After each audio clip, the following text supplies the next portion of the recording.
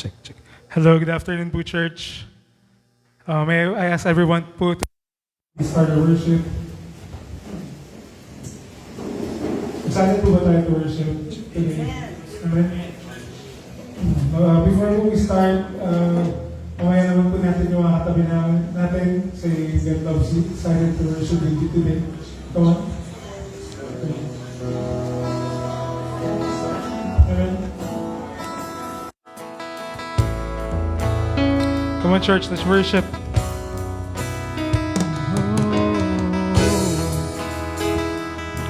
Thank you, Jesus. Thank you for your presence, Lord. Come on, we sing. Over the mountains and the seas, your river runs with love for me. And I will open up my heart and let the healer set me free. I'm happy to be in the truth, and I will daily lift my hands, for I will always sing of when your love came down. Oh Lord, thank you for your love, Jesus. Again we sing. Over the mountains and the seas, your river runs with love for me. And I will open up my heart and let the healer set me free. I'm happy to be in the truth, and I will daily lift my hands, for I will always sing of when your love came down. I could sing of your love forever. I could sing of your love forever. I could sing of your love forever. And I could sing of your love forever. Over the mountains and the seas, your river runs with love for me. And I will open up my heart and let the healer set me free. I'm happy to be in the truth, and I will daily lift my hand, for I will always sing of when your love came down. I could sing of your love forever, and I could sing of your love forever. And I could sing of your love forever. And I could sing of your love forever. And I could sing of your love forever. I could sing of your love, Lord. I could sing of your love forever. We sing. And I could sing of your love forever. And I could sing of your love forever. And oh, I feel like dancing. It's foolishness, I know, but when the world has seen the light, they will dance with joy like we're dancing now. And I could sing of your love forever. Come on, church, we sing. I could sing of your love forever. I could sing of your love. I could sing of your love forever. And I could sing of your love forever. For the last time we sing. And I could sing of your love forever. Thank you, Lord.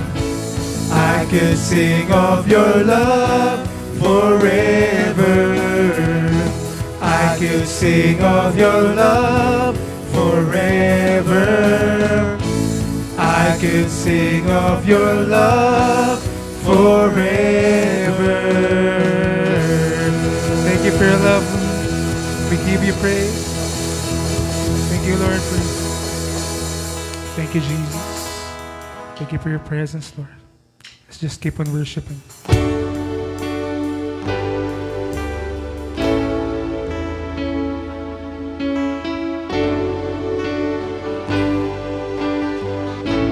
Lord, we thank you for your amazing love. Oh, we worship you.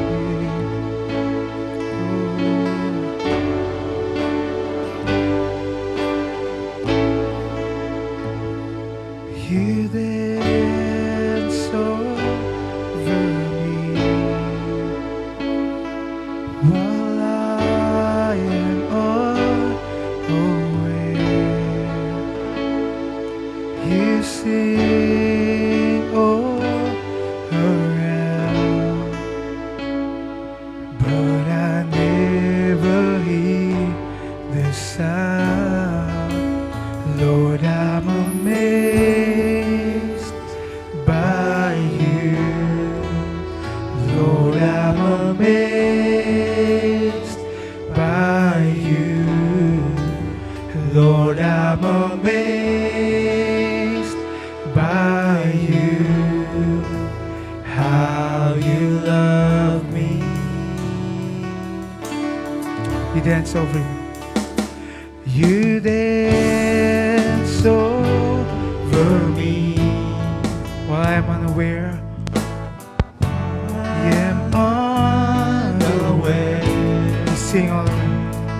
You sing all around, but I never hear the sound. Lord, I'm amazed by you. Lord, I'm amazed by you. Lord, I'm amazed by you. And how you love me. Whoa. Lord, I'm amazed by you. Lord, I'm amazed. Lord, amazed, Lord. Lord, I'm amazed by you. How you love me. Come on, we sing this together. How wide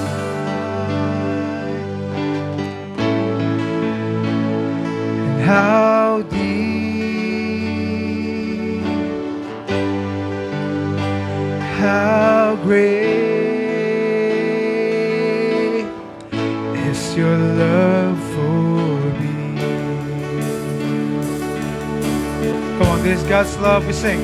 How wide, oh, how wide, how deep, oh, how deep, how great, oh, how great is your love for me.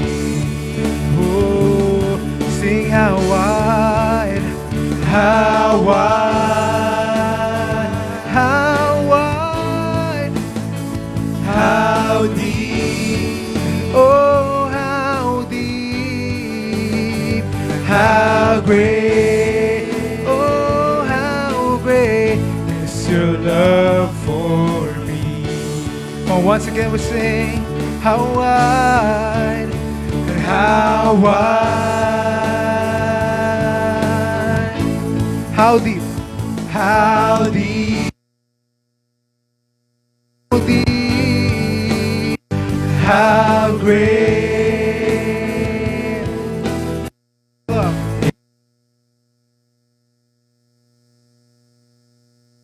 We sing, Lord, I'm amazed. Lord, I'm amazed, amazed by you. Lord, I'm amazed by you. Lord, I'm amazed by and how. Oh, Lord, I'm amazed by you. Lord, I'm amazed.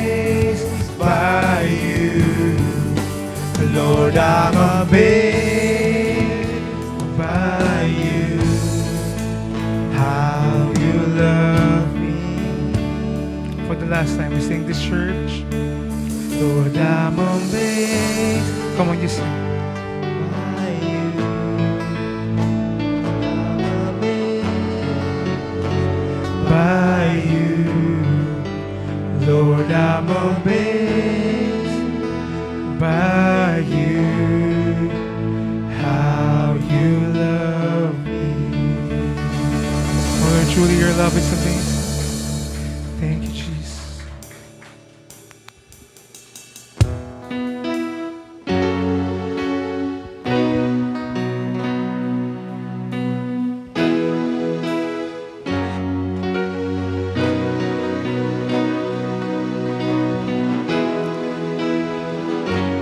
Oh Lord, oh Jesus.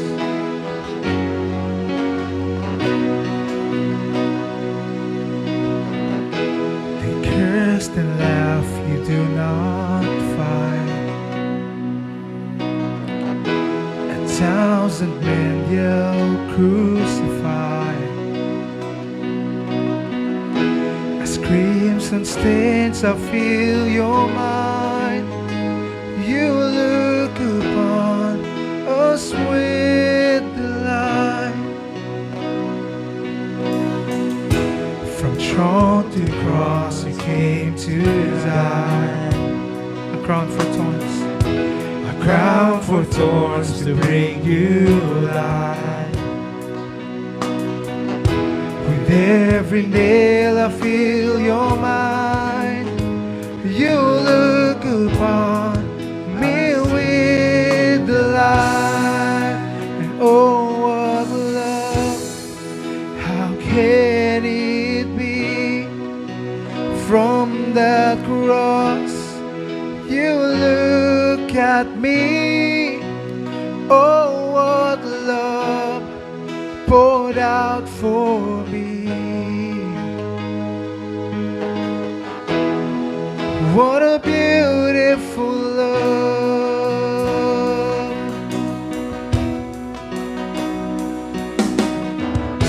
Your death gives way to glorious life,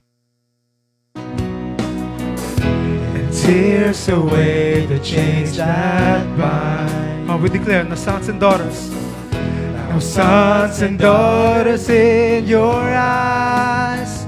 You look upon us with light.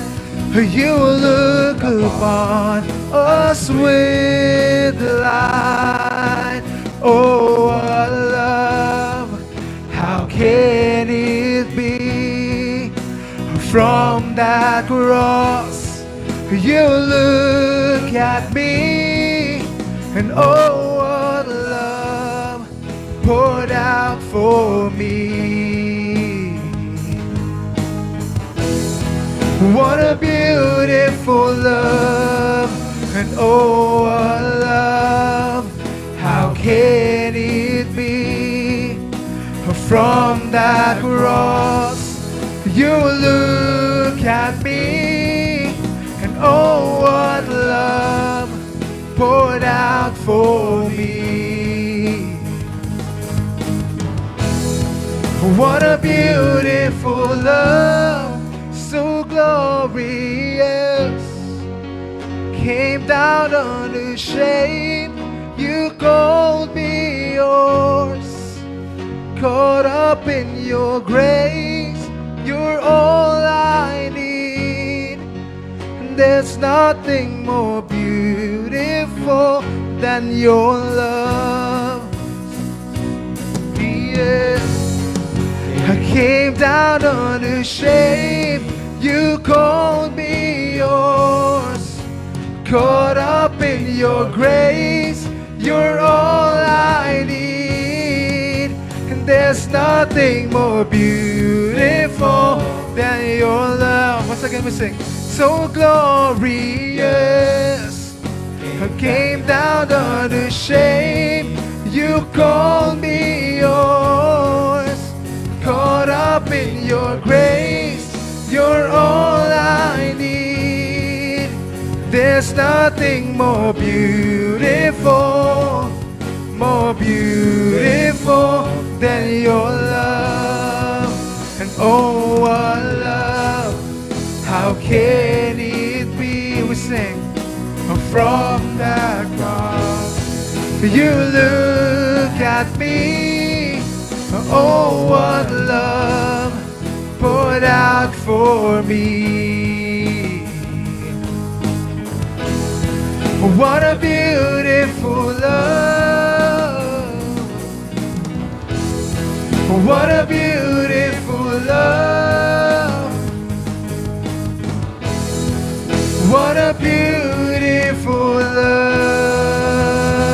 Lord, you deserve all the praise, all the glory, and all the honor. We praise you, Lord. In Jesus' name we pray. You say, amen.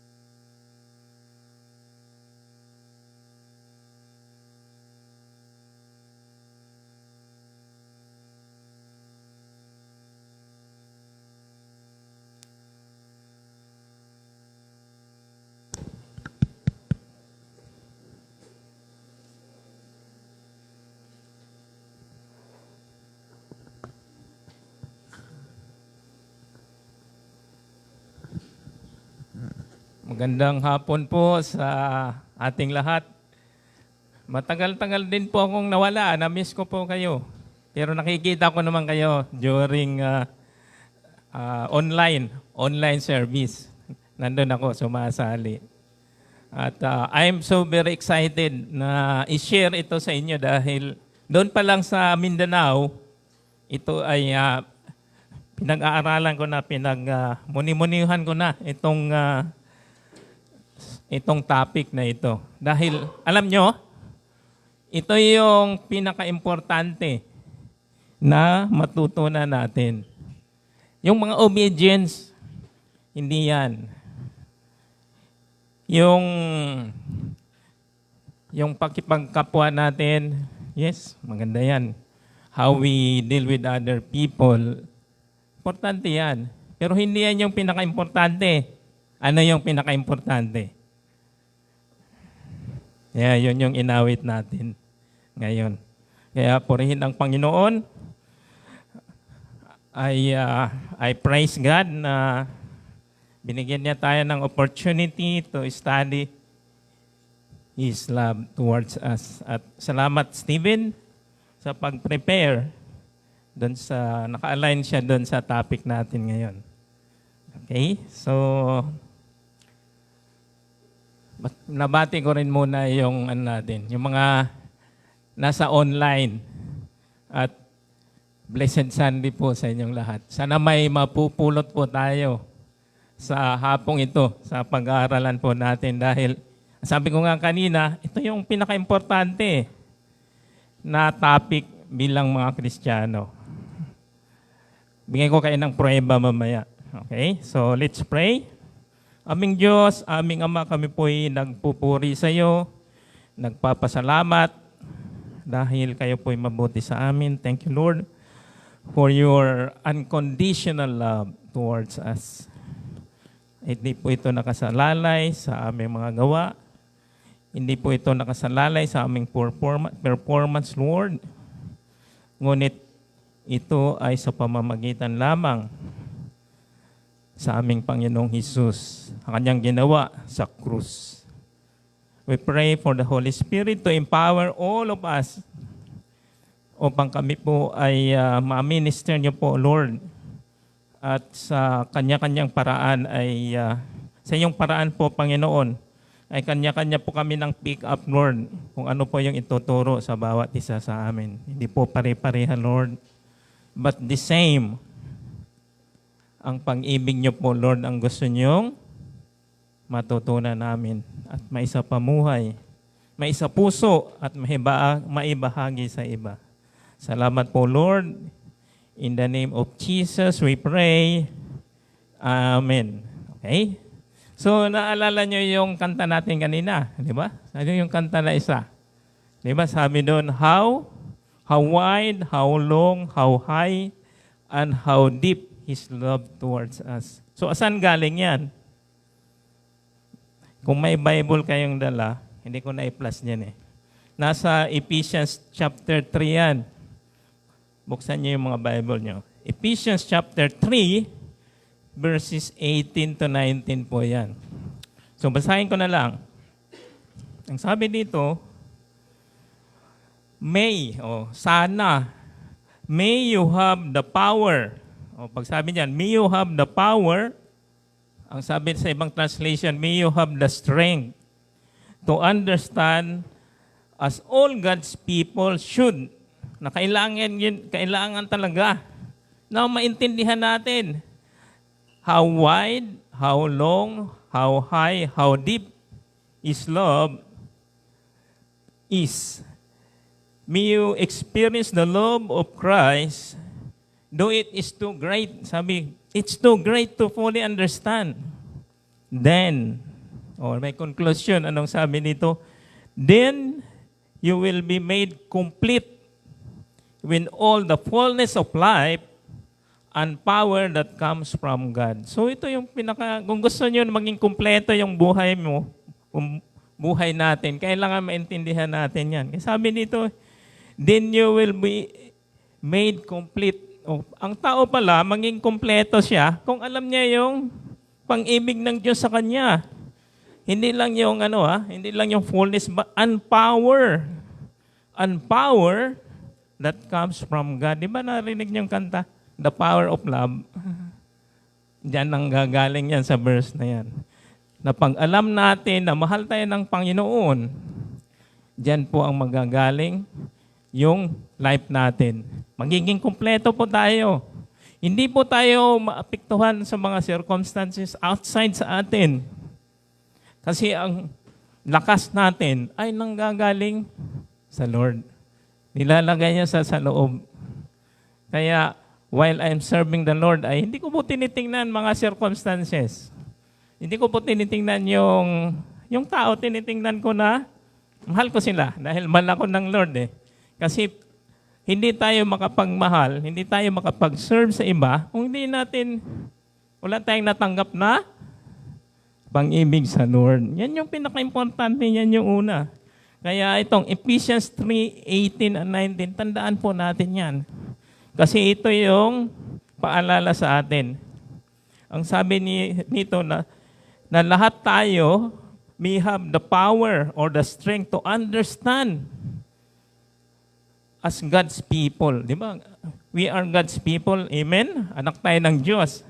Nakalagay doon sa should. Kailangan talaga na maintindihan natin. Ngayon, pag sinabing how wide, ano ba yung wide? Ganyan, di ba? Lapad, wide. Pag sinabing long, papunta doon.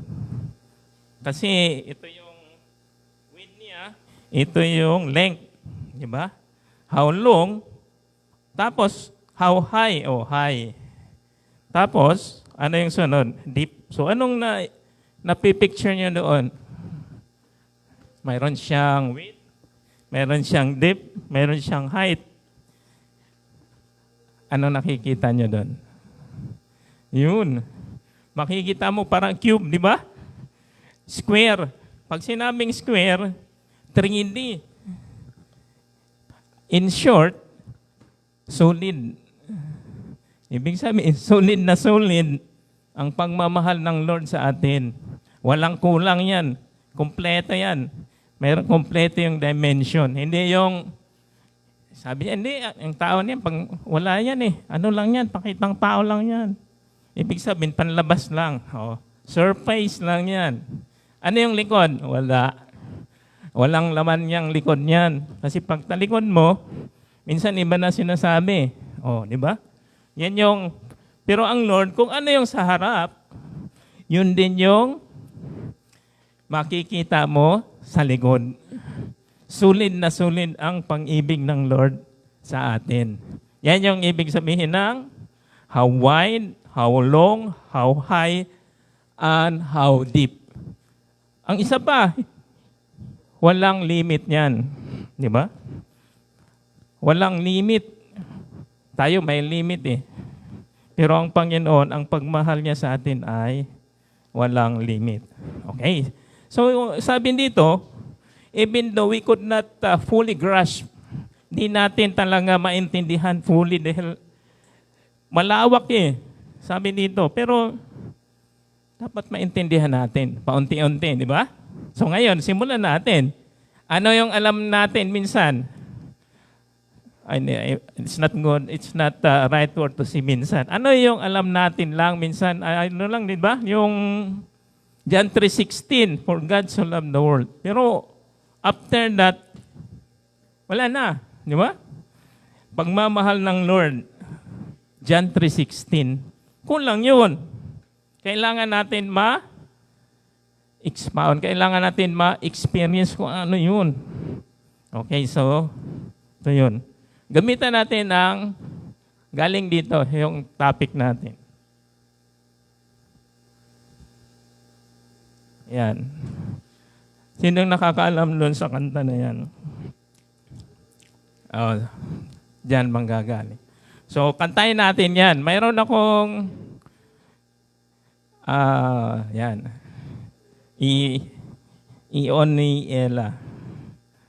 Kantahin natin, sundan natin ha. Okay.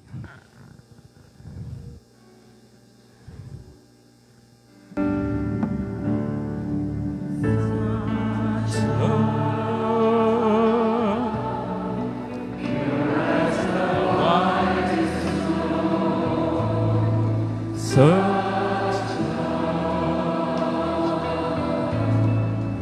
it's for the shame I know. Such love ain't the debt I owe. Oh Jesus, such love. Such love, filling my restlessness. Such love, filling my emptiness. Such love, showing me holiness. Oh, Jesus, such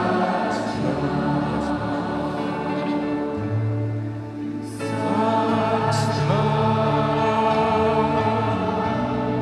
springs from eternity. Such love, sweet through history. Such love, fountain of life to me. Oh, Jesus, such love. Yes, Lord, we praise you, Lord. We give thanks to you, Lord, for your love towards us. Okay, so isa-isayin natin yon. Kaya nga, sabi ko nga kanina, yung hindi natin ma-explain in one sentence or in one session yung pang-ibig ng Diyos. Pero through song, katulad nung kanina, yung pinaawit natin, di ba may napulot na tayo? Dagdagan natin. Okay, isa-isayin natin. Lalagyan natin ng verses. Okay, so ano yung unang nakalagay doon sa first stanza? Okay, di ba nakalagay doon eh? Such love pure as the white snow.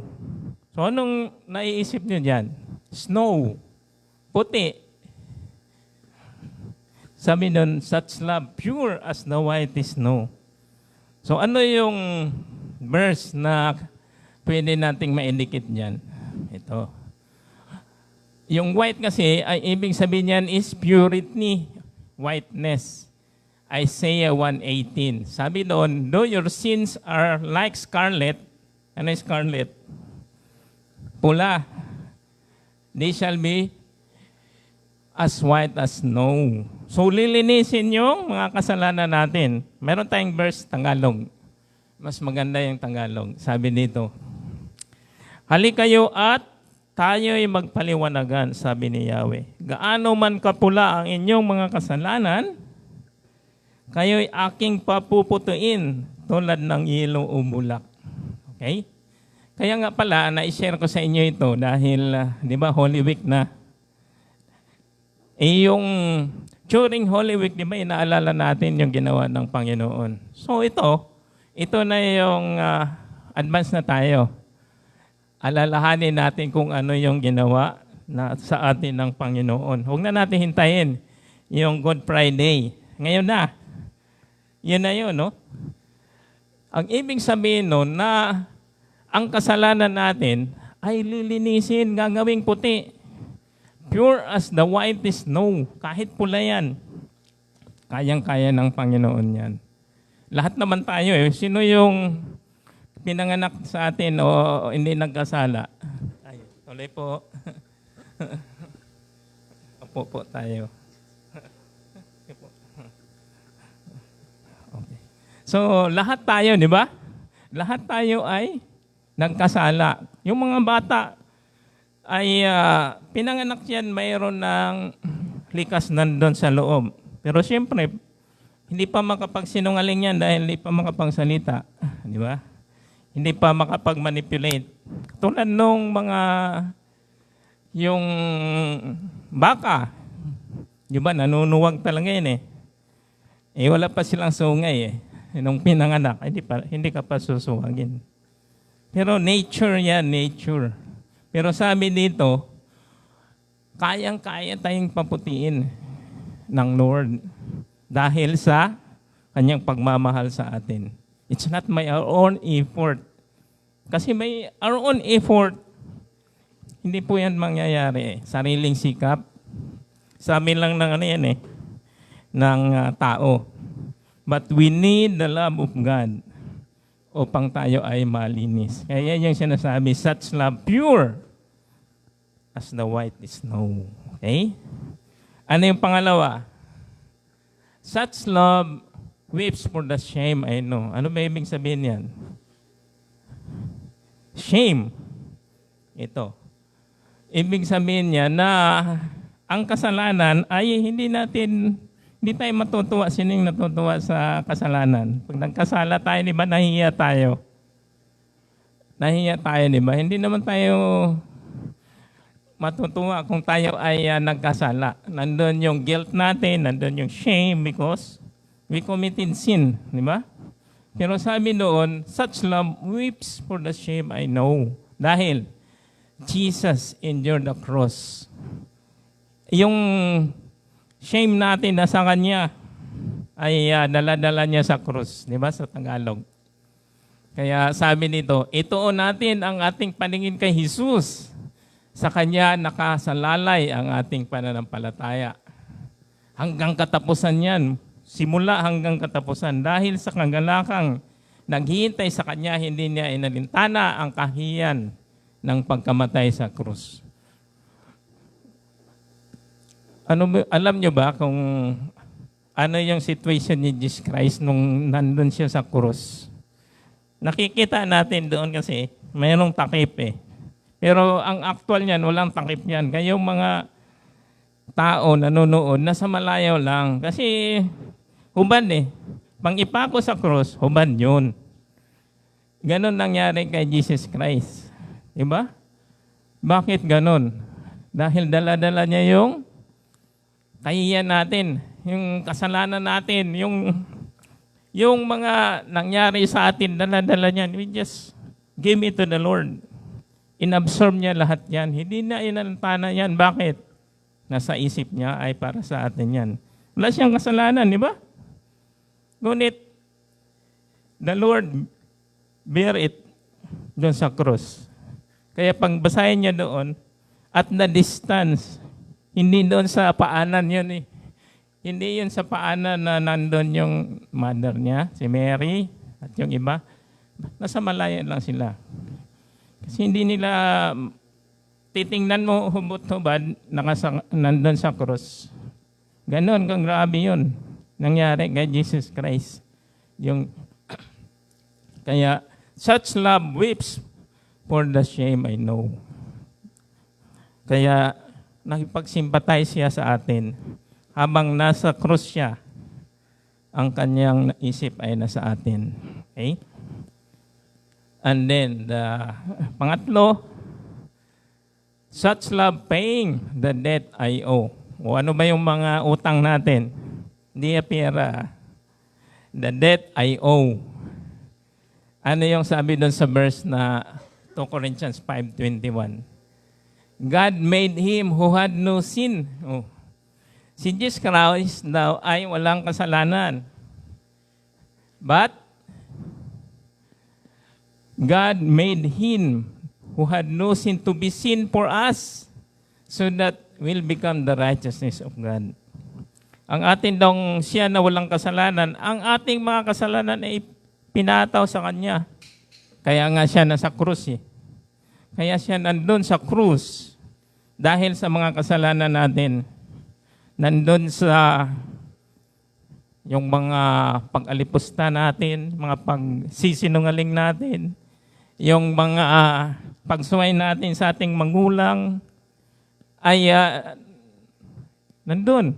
Lahat ng kasalanan natin ay ipinataw sa Kanya. Kaya Jesus suffered because of that. Siya nagbayad because sa pagmamahal niya sa atin. Ano sa Tagalog yan? Ayun, oh. Hindi nagkasala si Kristo, ngunit alang-alang sa atin. Siya'y itinuring. Oh. Ibang sinabing itinuring na makasalanan, parang lang. Pero yung kasalanan na yan ay sa atin yan upang sa pakikipag-isa natin sa Kanya. So nakipag-isa na ba tayo sa Kanya? Ay maging matuwid tayo sa harap ng Diyos. So, isa lang importante, mga kapatid. Makipag-isa tayo kay Jesus Christ. Ano yung pagkipag-isa natin sa Kanya? Palit ng position. Yes, Lord. Alam ko, Lord, hindi ko po kayang bayaran yung pagkakasala ko. Ngunit salamat po sa pag-ibig mo na inako niyo po ang aking mga kasalanan, na kahit po wala kayong kasalanan, ay itinuring ka ng Diyos na parang ikaw ang nagkasala. Upang sa ganun tayo ay magiging matuwid saan? Sa harapan ng Diyos. Yan yung pag-ibig ng Diyos. Wala pong kondisyon yan. Walang kondisyon yan. Okay? So, nakatatlo na tayo. Ano yung sunod? Such love stealing my restlessness. Kasi pag hindi natin alam yung pang-ibig ng Diyos, ay tayo ay wala tayong kapayapaan. Pag sinabing restlessness, walang kapahingahan. Kaya sabi doon sa Matthew 11:28-29, come to me and you will find rest, di ba? Di ba na-share ni Kuya Aser yan, naalala ko yan eh. Kaya, yung kapayapaan o kapahingahan ay nandun lamang sa pagtanggap natin sa pang-ibig ng Diyos. Kung wala yung, alam natin, isang sinyalis po na hindi kilala ng isang tao na siya ay mahal ng Diyos, ay wala siyang kapahingahan. Bakit? Doon siya umaasa doon saan? Sumasa siya sa sariling sikap, sumasa siya doon sa ibang tao, umaasa siya doon sa kanyang kakayahan.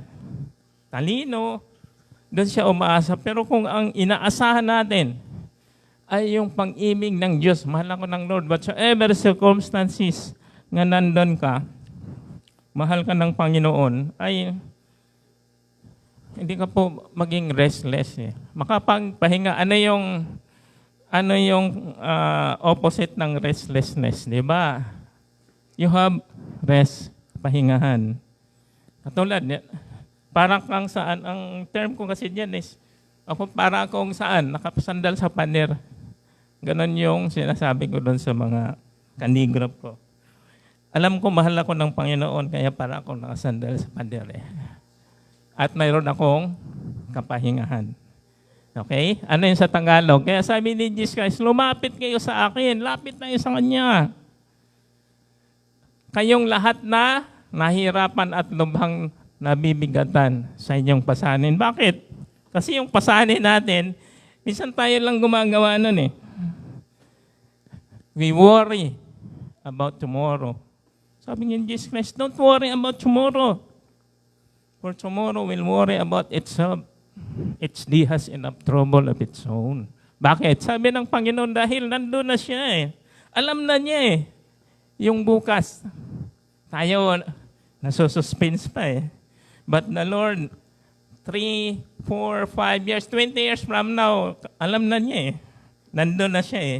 He's the same yesterday, today, and forever. Hanggang dulo. Kaya nga nasulat na ang Revelation. Kaya nga yung Bible, tapos na eh. From Genesis to the Revelation. Ang Revelation, yan na yung end of the world. Alam na rin niya anong mangyayari. Alam niya itong mga war with Iran ngayon. Kasama yan doon sa, nakasulat na yan eh, nandun na sa prophecy. Kung titingnan nyo. Saan? Sa Ezekiel. Oh. Okay. So, next. Ano pa? Such love filling my emptiness. O parang natakil na natin yan kanina. Pero, pasandahan din natin. Kaya sabi ni Jesus Christ, whoever comes to me shall not hunger. So, kailangan natin ang ano yung kailangan natin? Yung pang-ibig ng Diyos upang sa ganon ay hindi na tayo mangugutom. Sinabi ni Jesus, ako ang tinapay ng buhay. Ang lumalapit sa akin ay hindi na mangugutom kailanman. At ang sumampalataya sa akin ay hindi na mauhaw kailanman. Bakit? Siya ang tunay na tinapay ng buhay. Ano yung sabi dun sa Matthew 4:4? Man shall not live on bread alone, but on every word that proceeded out from the mouth of God. Kailangan natin ano yung kinakailangan natin? Salita ng Panginoon. Kasi hindi tayo namumuhay lang sa tinapay. Siyempre, pag sinabing tinapay, hindi lang naman yan tinapay. Sa makanin yan sa atin eh. So, ang sinasabi dyan, pag sinabi tinapay ng buhay, ay lahat na aspect ng life natin. Sabi nga doon, I have come that you might have life. Di ba? Sabi ni Jesus Christ. And have it abundantly. Saan yan? John 10:10. Because the thief comes to kill, to steal, and to destroy. But Jesus Christ came upang magkaroon tayo ng buhay. Amen? So such love, filling my emptiness. Naniwala kayo doon? Okay? So malapit na tayo. Next one, ang sabi doon, such love, showing me holiness. Pag sinabi kasing holy, dedicated yan para sa Kanya. Apart from the Lord, hindi holy. Kaya lang naman naging holy. Bakit? Nakadikit eh. Nakiisa tayo sa Kanya. Apart from the Lord, there's no holiness. And without holiness, anong sabi ng Bible? Sabi ng Bible, without holiness, no one can see God. Di ba? Yung gusto natin makita ang Lord, spiritually, we need to be holy. Kaya sabi doon, be holy, for I am holy. Dahil ang Diyos ang pumili sa inyo, ay banal. So, siya pala ang pumili sa atin. Hindi tayo naging holy, hindi tayo naging banal sa pamamagitan ng in our own choice. Dahil ang Lord ang pumili sa atin. Di ba dapat matuwa tayo dahil pinili tayo na maging holy. We are dedicated for God's purpose. That's why such love showing me holiness. Okay. Nasa last stanza na tayo. 3 na lang. After that ay summary. Such love springs from eternity. Ano bang ibig sabihin yan? Bakit mayroong eternity nakalagay dyan? Anong ibig sabihin ng eternity? Eternity meaning eternal love. Sabi doon sa Jeremiah 31:3, I have loved you with an everlasting love. Ibig sabihin walang hanggan. Till eternity yan. Pag sinabing eternity, wala ding simula at wala ding katapusan. Noong una, ang Panginoon ay nagpakita sa mga Israelita at magsabi, inibig ko kayo ng pag-ibig na walang hanggan. Sa kanyang kagandahang loob, pinalapit ko kayo sa akin. Sa kagandahang loob, pinalapit ko kayo sa akin. Ibig sabihin, dahil sa pag-ibig ng Diyos, ay siya yung nag-draw o siya yung nagpapalapit sa atin. Hindi tayo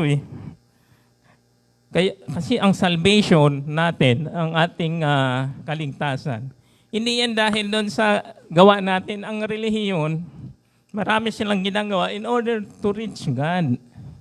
But salvation, yung pag-ibig ng Diyos, siya yung umabot sa atin. Siya yung humila sa atin pataas.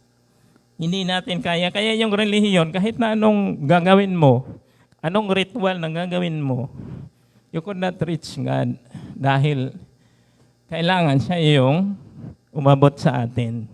At hihilahin tayo at dadalhin tayo sa kanyang kaharian. Yan yung such love springs from eternity. Okay? 2 na lang. Second to the last, anong sabi? Such love streaming through history. Bakit may history pa? Ano yung kaugnayan ng history sa pag-ibig ng Diyos? Ito. God's plan through history. We are chosen before the foundation of the world. Ano sabi niya sa Tagalog? Bago pa likhain ang sanlibutan ay pinili na niya tayo upang maging Kanya. Imagine that. Yan yung sinabi ko kanina na ang Lord, nandun na siya. Alam na niya ang katapusan at simula. Siya nga, kaya nga, Alpha and Omega, di ba? Pang Alpha and Omega is the beginning and the end. Alam na niya yun Kaya bago palikhain ang sanlibutan ay pinili na niya tayo. Pinili niya tayo na makilala natin siya. Bakit? Bakit importante na makilala natin ang Lord? O pag may nagtanong sa inyo, bakit importante na makilala natin ang Lord? Tandaan niyo itong verse na to. John chapter 17 verse 3. Ang sabi sa John 17:3, and this is eternal life, that they may know you, the only true God, and Jesus Christ, whom you have sent.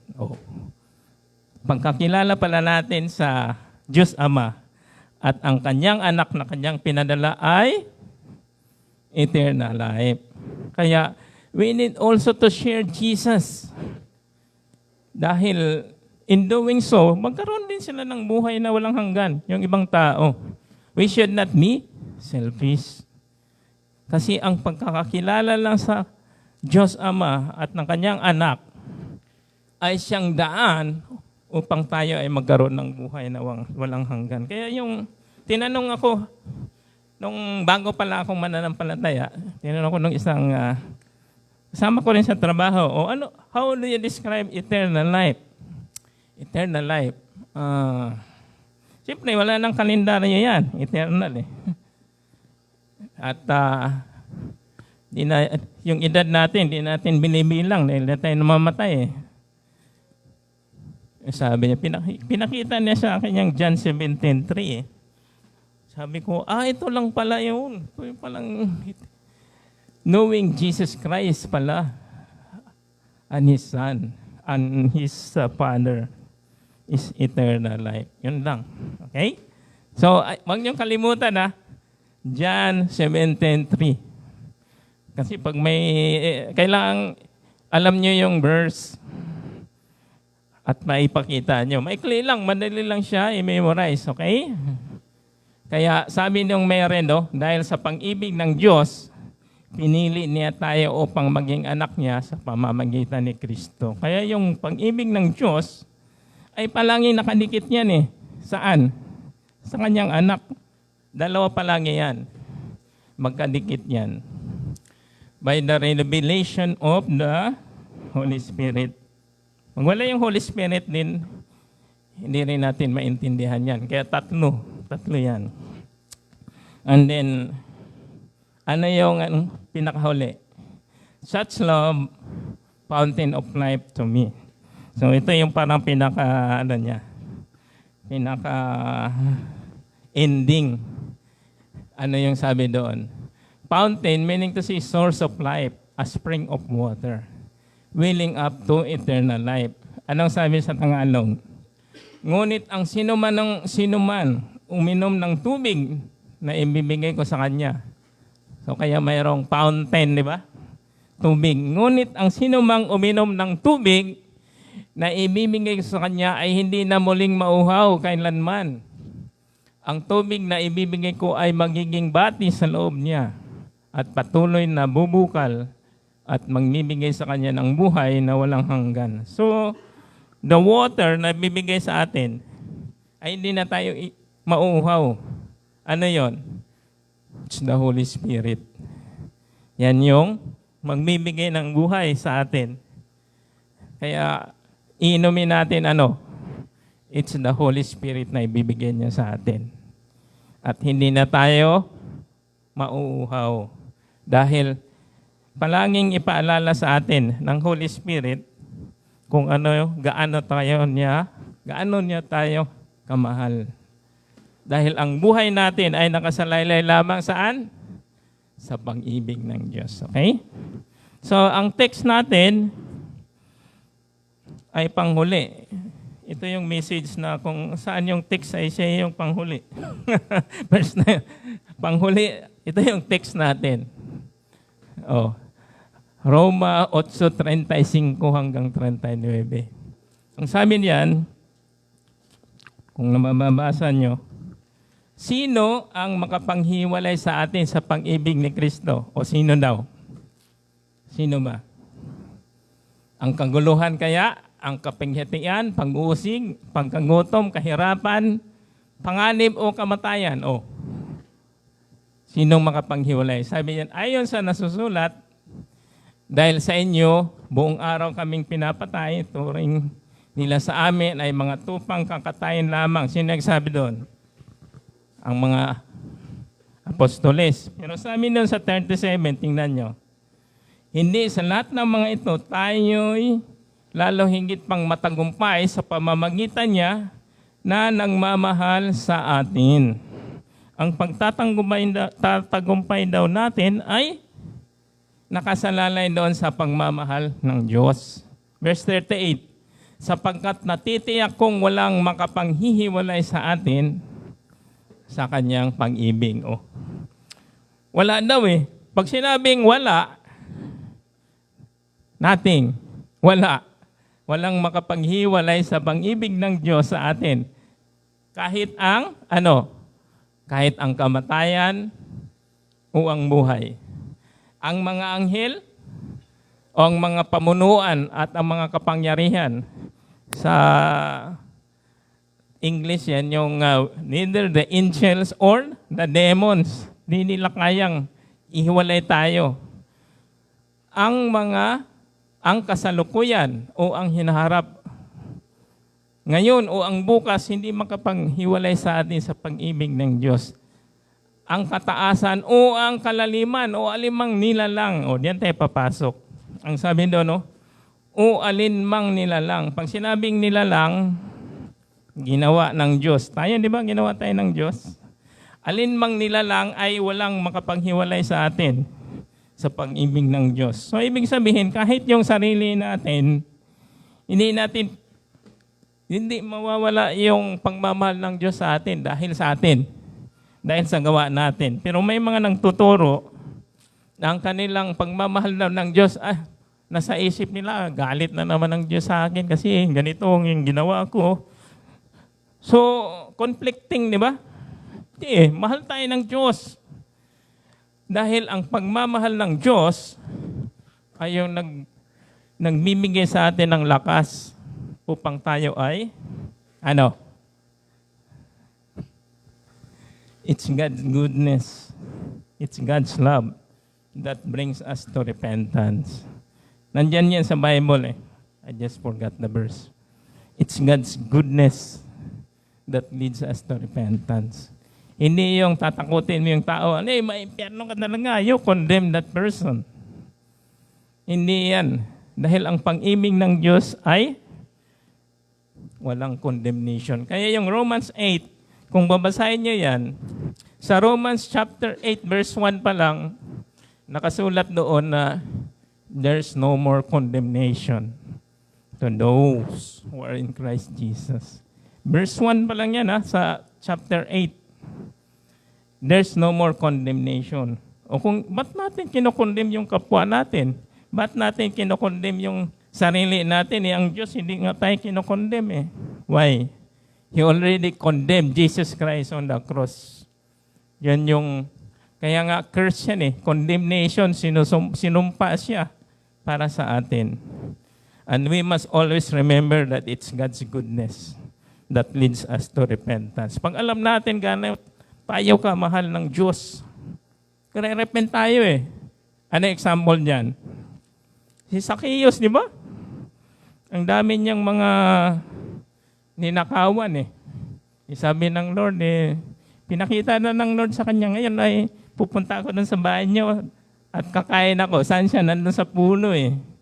Dahil hindi niya makita si Jesus Christ. Hindi pagpunta niya sa bahay.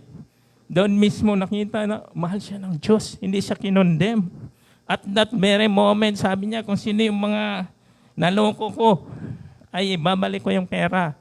Sobra. At yung mga kayamanan niya, pamimigay niya, naging generous si si Zacchaeus. Why? He experienced God's love. Tayo ganun din eh. Kaya naman tayo na bago yung pamumuhay natin. Dahil alam natin, mahal tayo ng Diyos eh. Hindi yun dahil obedience eh. Dahil talagang obedient ako eh. Kaya mahal ako ng Diyos dahil obedient ako. Anong mangyari doon? Pride yan. Diyan lalabas yung pride ng tao. Kaya di ba yung Pharisee, sabi niya, Lord, hindi ako kaparehon yan eh. Yan ay tax collector yan. Nang-aayuno ako, nagbibigay ako, nakikapo ko. So, dahil doon sa obedience niya, naging self-righteous. Pero yung isa, sabi niya, Lord have mercy on me. Sabi nung parakyano, I'm a sinner. So, ganun tayo. Tayo lamang ay kinahabagan ng Diyos. Binigyan niya tayo ng kanyang pang-ibig. Kaya tayo nagre-repent eh. Diba sabi ni Peter, away from me, Lord, I'm a sinner. Ano ba yung ginawa ni Peter before? Diba, dininay niya si Jesus Christ. Pero, di ba hindi naman kinondem ni Jesus Christ si Peter? Naging isa siya sa pillars ng mga Kristiyano of our faith. Dahil hindi siya kinondem ni Jesus Christ eh. Siya lang nagsabi, Lord, away from me, a sinner. Dahil ang pagmamahal ng Diyos sa atin, yun yung nagtutulak sa atin upang tayo ay mag-repent o magsisi, di ba? Romans 8:1 pa lang yun. Ano yung sabi sa Romans 8:28? that in all things God work together for our good to those who love Him.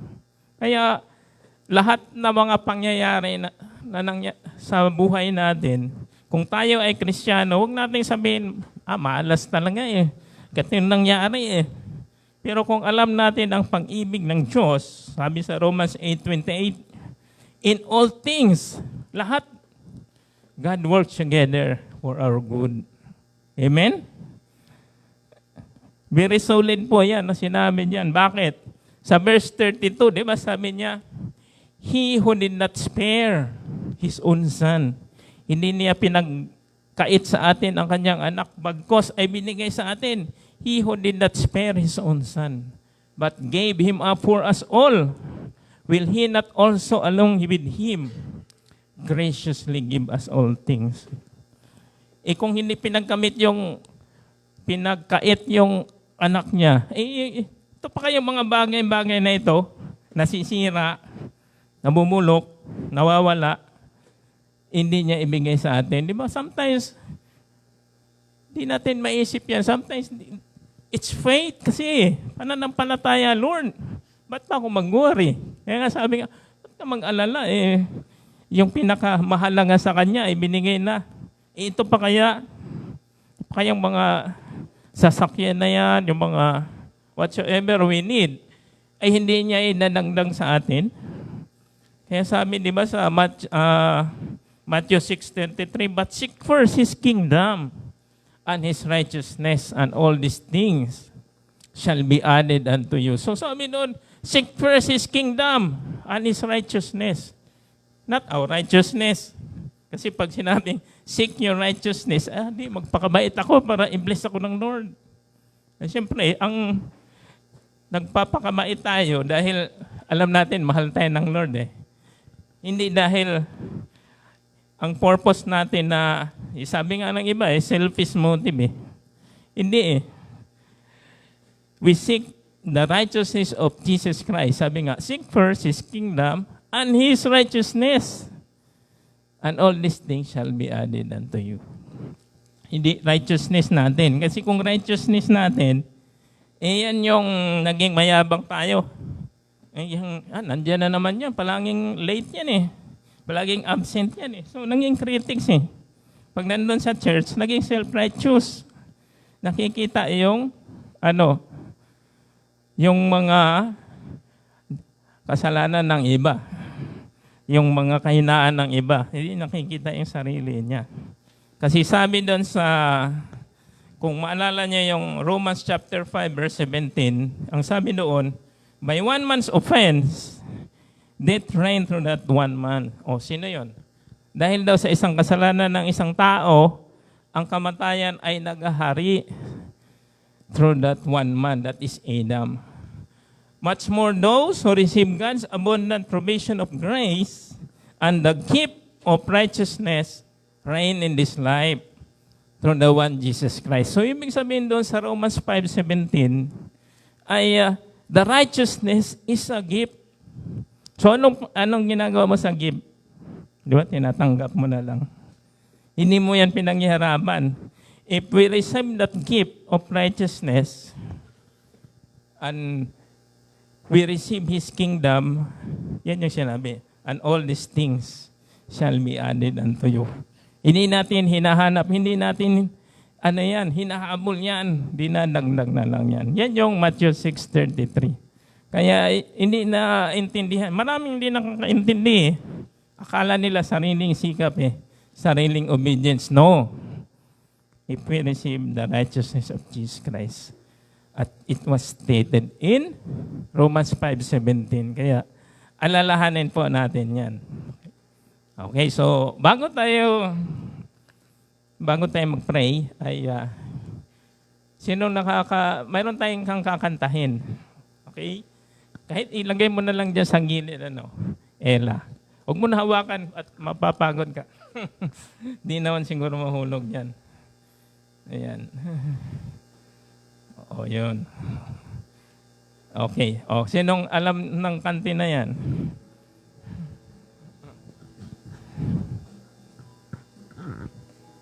O, kantahin natin.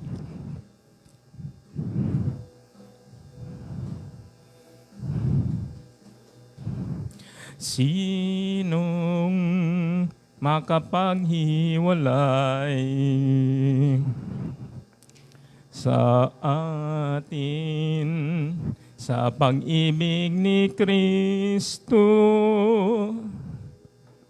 Sinong makapaghiwalay sa atin sa pag-ibig ng Diyos?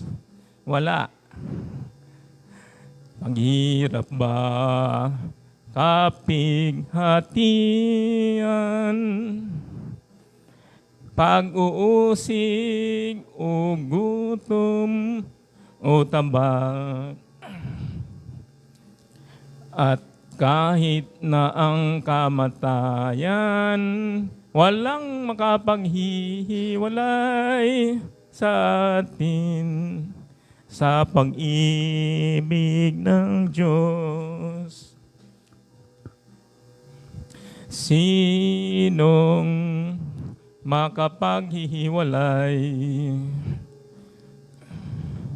sa atin sa pag-ibig ni Kristo? Sinong makapaghihiwalay sa atin sa pag-ibig ng Diyos? Tayo po ay tumayo. Tayo manalangin, aming Diyos, aming Ama tunay, Lord. Kami po ay nangagalak. Kami po ay nagpapasalamat sa iyo dahil mahal niyo po kami, Ama. Hindi po dahil doon sa aming mga ginagawa, Lord, because as you have said, it's just like a filthy rags, Lord. Lamang ito ng isang maruming basahan ang aming mga kabutihang ginagawa. Bagkos ang iyong pag-ibig sa amin, Lord, it is pure, it is white, and it brings us holiness, Lord. Salamat po sa iyong mga salita at amin pong alalahanin na ang iyong ibig sa amin ay wala pong makapanghihiwalay, Lord. Not even the circumstances, Lord. Yung mga pinagdadaanan namin, Lord, it could not, yes, Lord. Hindi po makapanghiwalay sa amin, Lord. No one can separate us, Lord, from your love. Salamat po, Lord, dahil sa ginawa ni Jesus Christ na iyong anak, Lord, ay sobra-sobra na po. Upang sa ganun ay mabayaran, Lord, ang aming mga pagkakasala. At hindi niyo po kami ni-require, Lord, na kami po ang magbayad dahil even sabi nga doon sa nakasulat, na bago pa man ay while we will still sinners, Lord, Christ died for us, Lord. Kahit hindi pa kami pinanganak, Lord, ay binayaran na ni Jesus Christ ang pagkakasala namin. Only we need to receive that forgiveness. Only that we need to receive the love, Lord. Salamat po, Ama, sa iyong pag-ibig sa amin. Yung pag-ibig na walang kondisyon. You're unconditional towards us. Thank you, Lord. And thank you for your blessing this time. And all praises and glory belongs to you, Father God, in Jesus' name. Amen. Amen. Okay? So, umupo na tayo. Purihin ng Panginoon. So, sa ating wala dito yung mag-share. Stephen. Okay.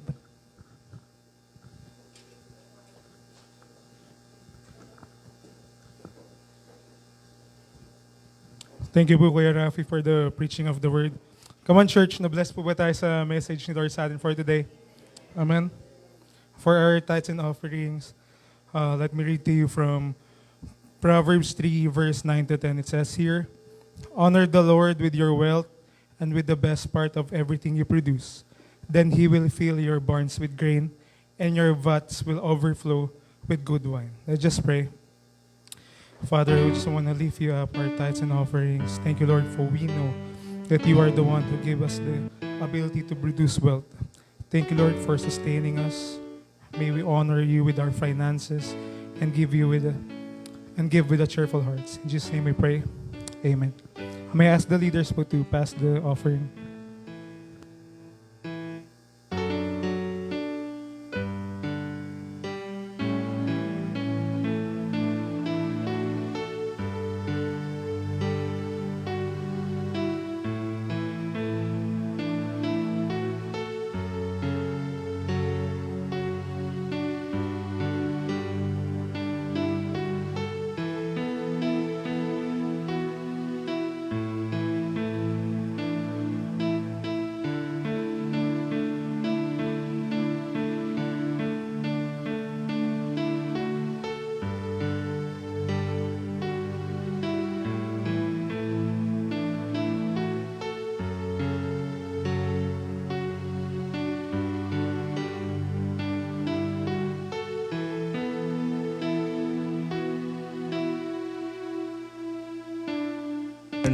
After ng service, mayroon tayong short meeting lang para sa... Mamaya ko na sabihin ko ano yung detalye. So, tumayo muna tayong lahat. Tanggapin natin ang pagpapala ng Diyos. The Lord bless you and keep you. The Lord make His face shine on you and be gracious to you. The Lord turn His face toward you and give you peace. In the name of the Father, and of the Son, and of the Holy Spirit. Amen. Okay.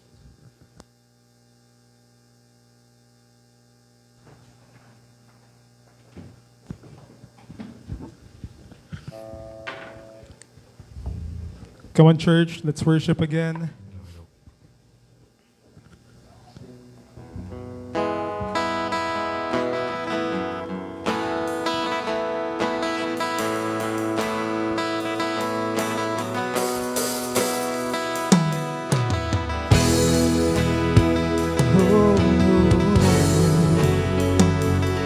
We worship you. Oh, we sing. Over the mountains and the seas, your river runs with love for me. And I will open up my heart and let the healer set me free. I'm happy to be in the truth, and I will daily lift my hands, for I will always sing when your love came down. Oh Lord, thank you, Jesus. Oh, once again, we declare, over the mountains and the seas, your river runs with love for me. And I will open up my heart and let the healer set me free. I'm happy to be in the truth, and I will daily lift my hands, for I will always sing of when your love came down.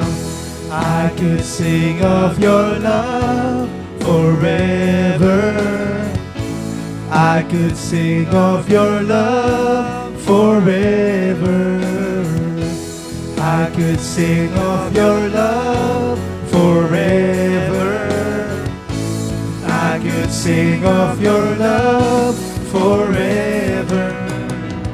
Over the mountains and the seas, your river runs with love for me.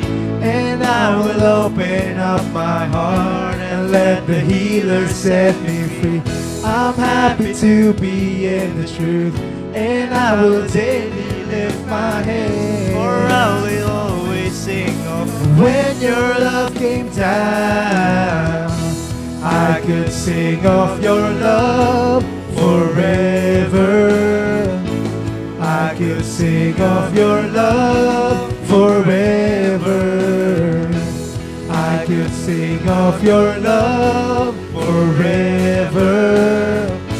And I could sing of your love forever. Oh, I feel like dancing. It's foolishness, I know. When the world has seen the light, they will dance with joy. like we're dancing now. And I could sing of your love forever. I could sing of your love, Jesus. I could sing of your love forever. We say, I could sing of your love forever. And I could sing For the last of time, your love forever. We declare. And I could sing of your love forever. Thank you, Jesus. And I could sing of your love forever. And I can sing of your love forever. And I could sing of your love forever. God bless, church. See you next Sunday.